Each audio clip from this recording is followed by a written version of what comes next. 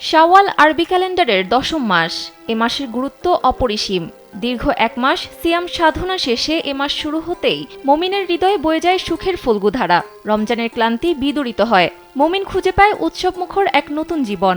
শাওয়াল মাস নফল ইবাদতের মোক্ষম সময়, কারণ রমজানে তাকওয়ার যে বৃক্ষের শাখা প্রশাখা বিস্তার হয় অন্তরে, শাওয়ালে তা থাকে সতেজ সজীব। ফলে এ মাসের নফল ইবাদতে ইখলাসের গভীরতা থাকে অন্য মাসের তুলনায় বেশি। এছাড়া রমজানে অর্জিত তাকওয়া শানিত করে এ মাসের নফল ইবাদত। সূরা ইনশিরায়ের ৮ নম্বর আয়াতে আল্লাহ তাআলা বলেছেন, এবং যখন তুমি ফরজ ইবাদত থেকে অবসর হবে, নফল ইবাদতের মাধ্যমে তোমার রবের দিকে মনোনিবেশ করো।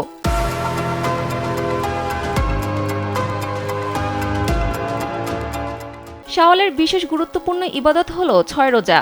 নফল নামাজ যেমন ফরজ নামাজের ত্রুটি বিচ্যুতির ক্ষতিপূরণ, রমজানের ফরজ রোজার ত্রুটি বিচ্যুতির ক্ষতিপূরণও শাওয়ালের ৬ রোজা। ৬টি রোজা রাখতে পারা বড় সৌভাগ্যের ব্যাপার। তদুপরি রমজানে রোজা কবুল হওয়ারও আলামত বিশেষ। রাসূল সাল্লাল্লাহু আলাইহি ওয়াসাল্লাম নিজে এই ৬ রোজা রাখতেন এবং সাহাবীদেরও নির্দেশ দিতেন। সহিহ মুসলিমের ২৬৪৮ নম্বর হাদিসে আবু আইয়ুব আনসারী রাদিয়াল্লাহু আনহু থেকে বর্ণিত, রাসূল সাল্লাল্লাহু আলাইহি ওয়াসাল্লাম বলেছেন, যে রমজানের রোজা পূর্ণ করে অতঃপর শাওয়ালের ৬ রোজা রাখে, সে যেন সারা বছর রোজা রাখল। শাওয়াল মাসে নফল ইবাদত হিসাবে আইয়ামে বীজের রোজাও রাখা যেতে পারে। আইয়ামে বীজ বলা হয় চন্দ্র মাসের ১৩, ১৪ ও ১৫ তারিখকে। নবীজি সাল্লাল্লাহু আলাইহি সাল্লাম প্রতি মাসে এই ৩ দিন রোজা রাখতেন। সাহাবীদেরও রাখার উপদেশ দিতেন।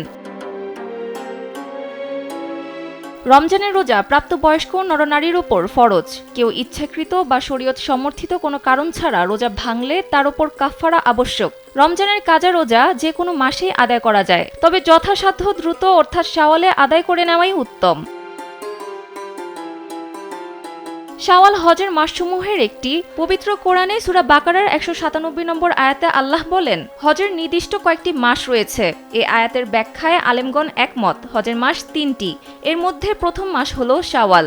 তাই বলা যায় শাওয়াল হজের প্রস্তুতি গ্রহণের মাস।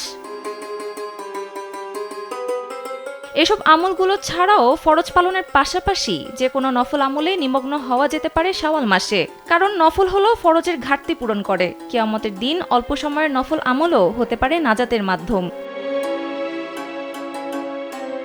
সানজিদা ইসলাম, কালবেলা।